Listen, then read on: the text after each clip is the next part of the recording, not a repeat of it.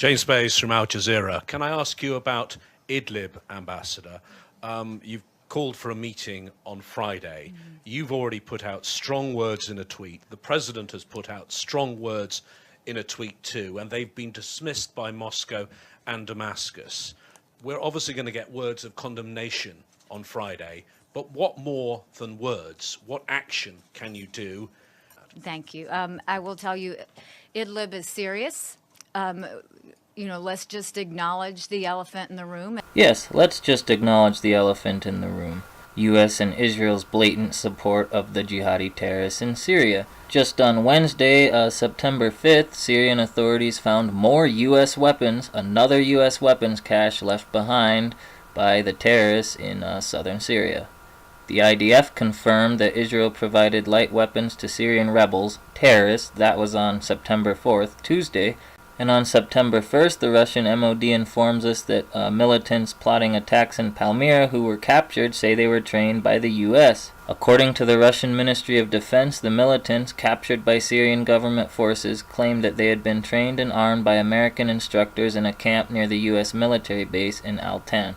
Oh wait, that's not what Nikki Haley was talking about, was it? Let's get back to the propaganda. And that is the fact that there are rumblings. Yes, Russia's making accusations about opponents, white helmets, everything else. Assad is doing the same thing. That is the exact formula they always follow before a chemical weapons attack that Assad does on his own people.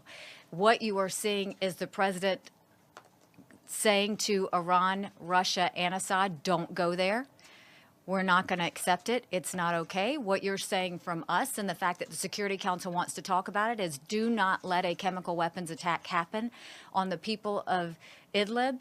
The people of Syria have been through too much. This is a tragic situation. And if they want to continue to go the route of taking over Syria, they can do that. But they cannot do it with chemical weapons. They can't do it assaulting their people. And we're not going to fall for it. If there are chemical weapons that are used, we know exactly who's going to use them. And this is the exact same playbook that Russia and Iran and Assad have used every time. And the OPCW has come out and said that we know chemical weapons are used. There's no denying it. The only ones that deny it are Russia, Iran, and Assad. Lies, lies, and more lies. The whole world knows you're lying. Assad destroyed his chemical weapons in 2014, and the OPCW actually found no evidence of chemical weapons attack in April of this year.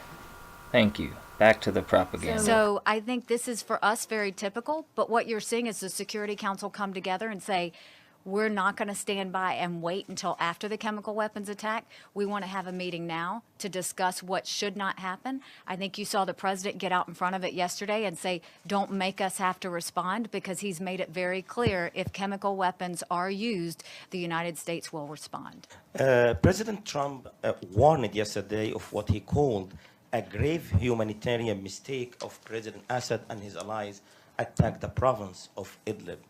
Is the U.S. against any military actions in Idlib, or they are against Assad regime gaining control back of the city?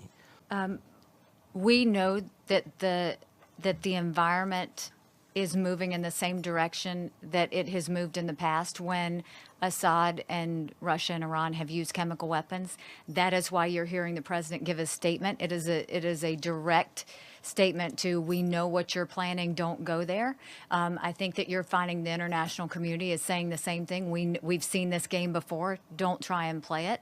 And so that's what the outcry is in terms of Idlib. That's why you'll see the meeting on Friday. We hope that we are stopping something before it starts, and not waiting until after it's happened to condemn. This is, again, trying to be a preventative method to make sure that the chemical weapons are never used in the first place when it comes to Idlib.